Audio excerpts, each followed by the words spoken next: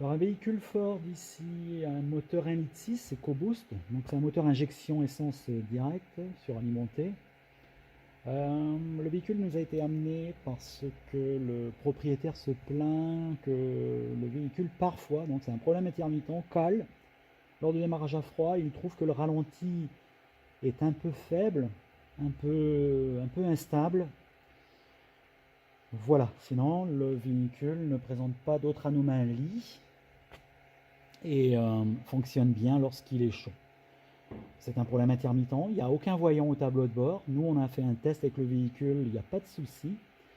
Alors, ça peut être quand même intéressant d'aborder ce type de panne parce que ces choses, il faut quand même faire un certain nombre de tests par rapport aux symptômes, uniquement par le symptôme et aussi avec l'appareil de diagnostic, on va pouvoir l'utiliser. La première chose, comme d'habitude, c'est par rapport aux symptômes du client. Donc, on a questionné le propriétaire qui a été précis par rapport au ressenti. C'est un véhicule ici qui est équipé donc injection directe, donc qui va être sensible à la qualité de l'essence, qui va être sensible aussi à l'entretien. Là, on n'a branché qu'un chargeur sur notre batterie, parce qu'on va utiliser un appareil de diagnostic, et pour garder une bonne batterie, on met un chargeur pour vérifier, pour être sûr que notre batterie ne se vide pas. C'est toujours de faire le pré-contrôle visuel pour commencer. Donc, on fait un pré-contrôle qui consiste à vérifier ici l'ensemble des composants, d'essayer de comprendre, de se mettre en tête un petit peu à quoi servent les différents composants. Donc on émet des hypothèses par rapport aux symptômes et avec les élèves, donc on émet l'hypothèse sur le papillon motorisé ici qui peut poser des problèmes et créer ce genre de symptômes. C'est tout à fait vrai, notamment s'il fonctionne mal, mais surtout s'il est un peu encrassé, s'il y a un peu de calamine autour. Évidemment, ce papillon des gaz sera perturbé dans son fonctionnement, l'écoulement de l'air sera perturbé et le moteur peut se retrouver avec des régimes et des calages. Donc on va vérifier ça. On va vérifier aussi l'huile, parce que vous avez un moteur ici avec des déphasages Bracam, où on sait que l'huile, la qualité de l'huile est très importante. Il faudra bien vérifier. On n'a pas posé la question au propriétaire sur ses fréquences au niveau de son entretien du véhicule. Là, le véhicule semble en bon état, mais si l'huile est un peu contaminée, il faudra d'abord la remplacer. Une huile contaminée peut perturber le fonctionnement notamment des phasages, mais également au niveau de la carburation, la carburation. On va vérifier, l'huile. On va vérifier aussi la batterie. La batterie peut poser problème, surtout avec le symptôme lors de démarrage à froid. Donc la batterie peut être un souci, même si le véhicule démarre bien. On a pour l'instant un chargeur et on peut remarquer sur la batterie, lorsqu'on a enlevé le cache, qu'il y a un dépôt sur la batterie. On regarde la batterie, cette batterie a une certaine durée de vie et on va faire une vérification de la batterie lorsqu'on aura relevé sur cette batterie le nombre de CCA, mais elle n'est pas... c'est pas très accessible, donc on va devoir démonter quelques éléments pour aller chercher les caractéristiques de la batterie. On va utiliser après notre appareil de diagnostic pour aller vérifier tous les éléments. On va faire un balayage des paramètres. Lorsqu'on va faire un balayage des paramètres sur ce type de véhicule, ça va nous permettre aussi de comprendre et de voir l'équipement du véhicule à l'écran. Par exemple, si on n'est pas sûr, si c'est pas évident qu'il y ait un turbo à avoir le moteur comme ça, avec l'appareil de diag, ça va devenir évident. Pour le déphasage des arbres à cam, si c'est pas évident de le voir lorsque le capot est élevé, avec l'appareil de diag, les différents éléments vont nous informer de l'équipement du véhicule et peut-être qu'on va pouvoir associer un équipement avec le symptôme. Donc c'est important lorsque vous avez d'utiliser l'appareil de diagnostic et de faire un balayage en essayant de comprendre vraiment le dispositif. Je rappelle, c'est une injection directe essence aussi, donc la qualité de l'essence, la pression de l'essence, ce sont des paramètres qui vont nous intéresser. On va brancher notre appareil de diagnostic. Voilà, donc sur ce véhicule, il faut savoir, les bougies ont déjà été remplacées il y a peu de temps et les bobines, chaque bougie ont été remplacées. Donc ça aurait pu être un problème, mais ici ça a été remplacé, c'est neuf. Donc a priori, pas de problème au niveau de l'allumage par rapport aux bougies et aux bobines. On va faire un essai donc, à l'intérieur du véhicule. Donc on vérifie les voyants moteurs. Donc tout ce qui est au tableau de bord fonctionne. On démarre le véhicule. Donc on peut constater, hein, pas de voyant de défaut d'allumé. Mais c'est pour rappeler que même si on n'a pas de défaut d'allumé, ça ne veut pas dire que nous n'avons pas de défaut enregistré dans la mémoire. Le voyant moteur s'allume lorsqu'on va avoir un défaut relatif au système anti-pollution. Lorsqu'on travaille en OEM, donc en données constructeurs, on peut retrouver les défauts sur différents systèmes qui ne seront pas relatifs au système anti-pollution, mais qui pourront nous aider dans notre diagnostic. Donc dans un premier temps, nous vérifier tout ce qui est entretien du véhicule, que ce soit par rapport à l'état des huiles, à l'état de la batterie, aux connexions. Notre premier travail va consister à valider que l'entretien du véhicule s'est fait correctement avant de poursuivre notre diagnostic, parce qu'on peut aller très loin avec ce type de rappel, hein, quelques points, quelques causes possibles. On a dit batterie, on a dit qualité de l'huile, on a dit propreté du conduit d'admission, en bougie, donc problème d'allumage, problème de qualité d'essence. Donc ce sont des points intéressants et on va utiliser ces causes possibles pour élaborer nos diagnostics. Donc notre appareil est branché, donc on utilise, donc on règle les 540 CCA. Tu poursuis. Donc on nous pose la question, la température de la batterie, donc on est bien au-dessus de 0. Alors, il nous dit ici, la batterie est OK, mais à recharger la batterie. Donc, la batterie, malgré qu'elle soit périmée, entre guillemets, la batterie est encore bonne.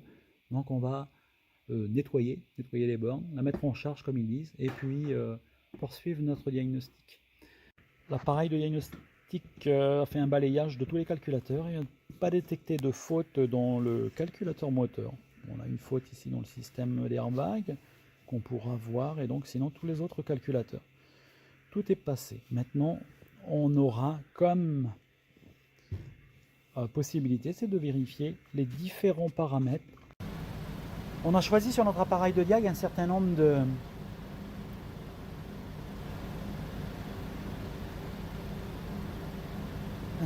paramètres. On a sélectionné un certain nombre de paramètres, il y en a beaucoup. Donc beaucoup de paramètres sont à contrôler, mais on a choisi des paramètres on veut vérifier que la richesse s'effectue correctement. On a vérifié le niveau de l'huile et on a vérifié l'aspect de l'huile, à l'odeur, au toucher, à la couleur, rien de particulier.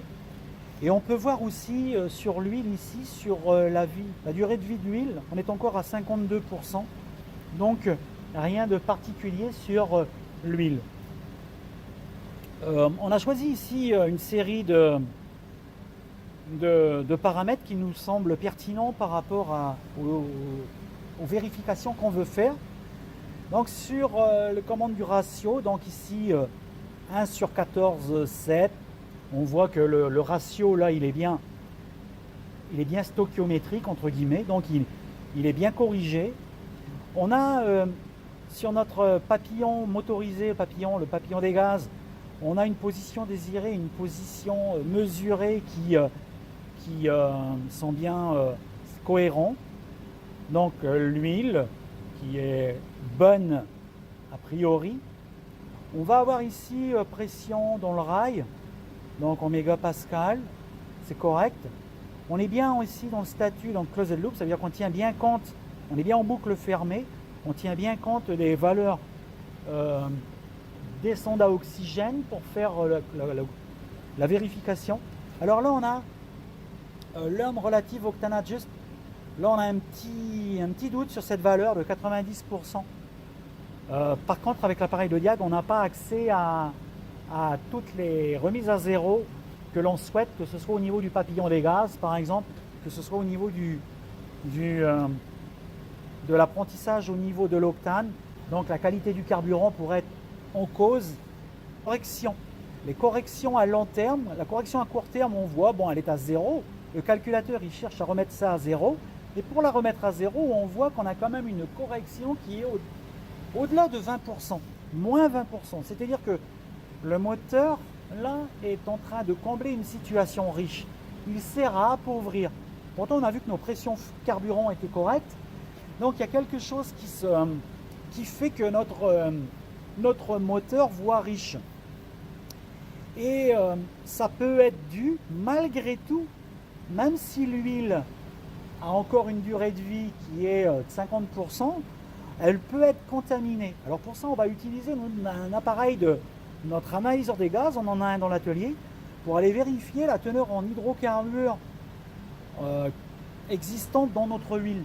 Et si l'huile est vraiment contaminée, il faut savoir que le propriétaire, il roule ici, donc c'est à petite vitesse, sur des petits trajets, l'huile peut être contaminée, et donc à cause du reniflard, on peut avoir un moteur qui voit riche, et donc on est obligé d'effectuer des corrections de richesse adaptative ici, dans le négatif. Donc c'est à voir. Donc pour l'instant, on pense peut-être à une huile contaminée, malgré une durée de vie qui semble correcte, ou à une essence où l'indice d'octane est mal mesuré. Appuie sur l'accélérateur, et tu maintiens une position, et on va aller voir les risques. Donc ça c'est correct au niveau du papillon des gaz. Donc il nous semble pas sale, donc c'est beaucoup de démontage pour aller, mais là on a quelque chose qui est cohérent. Ça, du coup notre cause possible sur l'encrassement du papillon des gaz, on va peut-être pas le garder tout de suite. On peut retourner par contre sur la richesse adaptative, et on voit qu'elle diminue lorsque le moteur accélère. C'est intéressant, accélère encore un peu. Voilà, et en le maintenant accéléré, on voit que la richesse adaptative est beaucoup plus... revient au ralenti. Ok, est-ce que vous voyez clairement la richesse, la correction de la richesse ici en fonction du régime est beaucoup plus prononcée lorsque le moteur est au ralenti, plus importante que lorsque le moteur est à haut régime et sans être en charge. Donc on va être sensible, on va être sensible à... Bon, il faudrait bien faire attention sur le calcul de la masse d'air avec le fil massique, mais ce qui peut se produire aussi, c'est si notre huile est contaminée, la quantité de recyclage va être plus significative avec une faible entrée d'air. Lorsque le moteur est au ralenti, ce recyclage, s'il est contaminé, va nous donner des corrections importantes. Donc ça vaut le coup d'aller vérifier la contamination de l'huile du moteur. On va utiliser notre appareil de diagnostic pour vérifier. Donc on a quelques de ppm d'hydrocarbures ici. Bon, là ça va. On va mesurer au fait au niveau de l'arrivée d'huile. On va simplement, donc pas plonger complètement notre embout dans le... On va simplement le mettre là au rebord. On peut mettre un papier pour mesurer la teneur en hydrocarbures dans notre huile. Et là on voit déjà le moteur à l'arrêt. Donc le moteur il est chaud. On peut voir ici simplement la quantité d'hydrocarbures au niveau de notre huile. L'huile est chaude, le moteur il a tourné. On arrive à plus de 2000 ppm ici. Donc on monte, ça continue de monter d'ailleurs. Donc c'est excessif, cette quantité d'hydrocarbures dans l'huile. Donc même si l'huile nous dit qu'elle a encore une vie de 50%, on peut quand même, vu les conditions de conduite du véhicule, estimer que le véhicule ici a besoin d'avoir une sérieuse vidange. Petit doute quand même sur la qualité de l'essence, mais c'est pas flagrant. Ce qui est plus flagrant pour l'instant pour nous, c'est la teneur de ppm d'hydrocarbures au niveau du carter d'huile. Et c'est un problème en plus qu'on connaît, on a déjà eu. Il y a une ancienne vidéo d'ailleurs où on voit sur une Ford aussi Escape où le problème on l'avait résolu grâce au remplacement de l'huile. Donc c'est ce qu'on va, dire au propriétaire. On va lui préconiser un remplacement de l'huile et de son filtre à huile et de réeffectuer les mesures. Vous voyez là c'est clair, on a 3500 ppm et ça continue de monter en hydrocarbures. C'est beaucoup trop chargé en essence. Donc, on se retrouve 2 jours plus tard avec la voiture. On va remplacer l'huile et le filtre. On l'a mis sur le pont. Et après avoir fait cette manipulation, on va recontrôler avec notre appareil de diagnostic ainsi qu'avec l'analyseur des gaz la différence par rapport à ce qu'on a mesuré avec l'huile contaminée. Donc là, on effectue la vidange, donc on attend que tout s'écoule. Donc ça sent un peu l'essence tout de même. Et alors ne pas oublier après avoir fait la vidange de remettre les indicateurs de maintenance à 0. Donc notre huile, alors vas-y, on fait. Alors là on va avoir toute la procédure ici pour effectuer le reset. Donc il faut aller dans le véhicule, ne pas démarrer le véhicule. Pour les véhicules donc, qui ont un bouton start, mais nous c'est pas le cas, on a vraiment une clé, donc d'appuyer pendant 2 secondes, donc c'est d'établir le contact et on nous dit appuyer sur en même temps sur la pédale d'accélérateur et la pédale de frein en même temps. Donc laissez les pédales appuyées. Après 3 secondes au tableau de bord on devrait voir All Reset Improved. Alors voilà dans le véhicule, donc j'établis le contact et j'appuie sur la pédale de frein et l'accélérateur à fond pendant 25 secondes. Alors on attend, là je vais couper en attendant les 25 secondes, ça risque d'être un peu long. On peut voir au tableau de bord, Service Oil Reset in Prog, donc, et voilà, et là il nous dit le système a été remis à 0. C'est parfait. Donc je peux lâcher, je peux couper mon contact et la mémoire du véhicule est remise à 0. C'est parfait. Ok, donc on vient de mettre le véhicule en route et donc dès que les sondes à oxygène se mettent à commuter, en fait on voit maintenant la correction. J'ai pris le long terme qui était toujours à moins 24, mais on voit que le short terme est à plus 14, donc on va vouloir retrouver un équilibre. Et petit à petit, si je laisse comme ça sans forcer la remise à 0, le moins 24 va revenir à 0. Donc là on a 14% d'un côté, moins 25 de l'autre, c'est-à-dire qu'on a une différence de moins 10. Donc un appauvrissement de moins 10, mais on va arriver petit à petit hop, à avoir 0. Alors sinon, on laisse comme ça prend un certain temps au véhicule pour retrouver la valeur, ou sinon on le force à venir à 0. Voilà, sinon la deuxième méthode c'est d'utiliser l'appareil de diagnostic pour remettre à 0 la mémoire CAM de notre calculateur. C'est préférable de le faire. Donc au niveau du calculateur, donc c'est voilà, voulez-vous continuer? Donc c'est ce qu'on veut faire. On fait oui ici.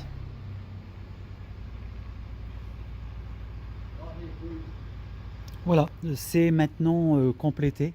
Donc la richesse, donc on replace à 0. Tu peux mettre le contact à 0. On remet le contact sur off, évidemment parce que ça se fait avec le contact établi.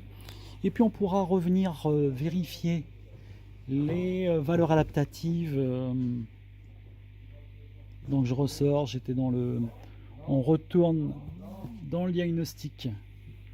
Je choisis mon PCM et je vais retourner chercher les datas. Tu peux mettre le contact. Faut pas oublier de remettre le contact. Donc je retourne dans mon PCM. Donc il va établir la communication. Voilà, donc on reprend nos paramètres de richesse adaptative. On met le véhicule en route. Et puis bon, il faut que les sondes à oxygène se...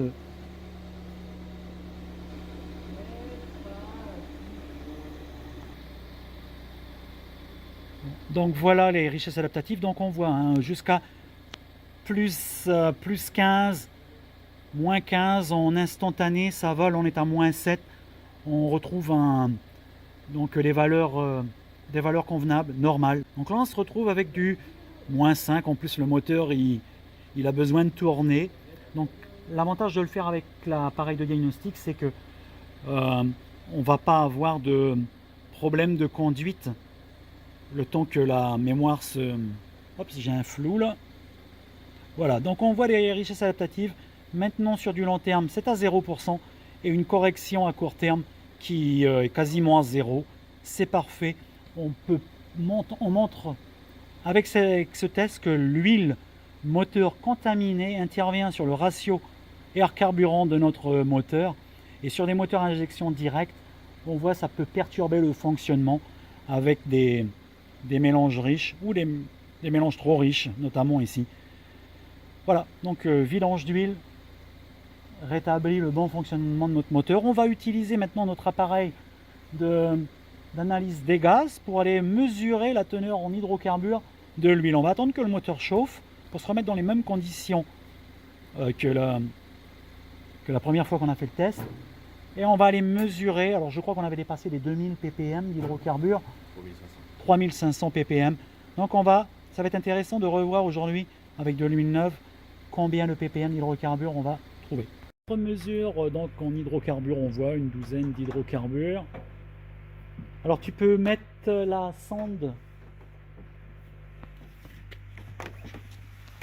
Alors comme l'autre jour, on replace la sonde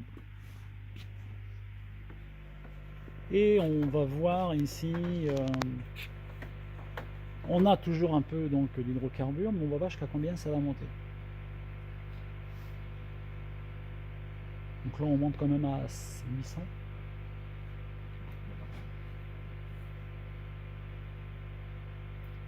C'est normal, on peut monter. Bon, il reste toujours un peu d'hydrocarbures, notamment lorsqu'on a laissé tourner le véhicule relativement longtemps au ralenti. Donc on va attendre que ça se stabilise.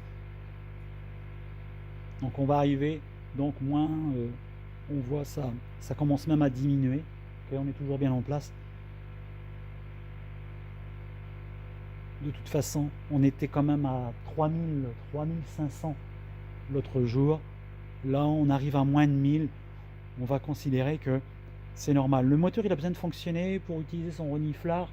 Et après avoir fonctionné normalement, le véhicule aura une valeur d'hydrocarbures inférieure quand même à 900.